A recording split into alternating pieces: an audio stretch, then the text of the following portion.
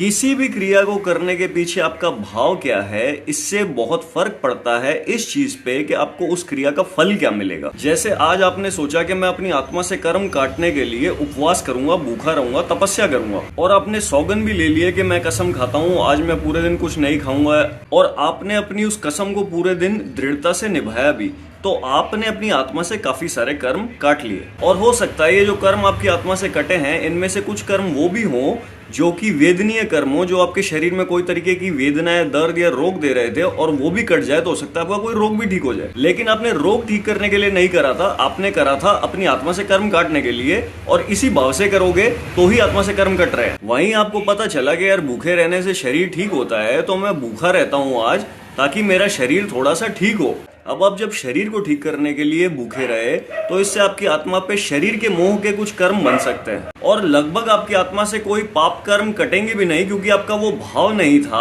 और ना आपने कोई सौगंध लिए कसम खाई कि मैं आज भूखा रहूंगा इस भाव से कि मेरे को अपनी आत्मा से कर्म काटना है। तो ऐसे में हो सकता है कि आपके शरीर का कोई भी रोग थोड़ा सा भी ठीक ना हो। तो आप भूखे दोनों दिन रहे, लेकिन एक दिन आत्मा से कर्म काटने के भाव से रहे, जिसमें आत्मा से कर्म भी कटे, और हो सकता है शरीर का कोई रोग ठीक भी हो जाए, और दूसरे दिन शरीर के मोह के लिए रहे, तो हो सकता है शरीर भी ठीक ना हो और नए कर्म भी बन जाए। ये है भाव के कारण क्रिया के असर में फर्क।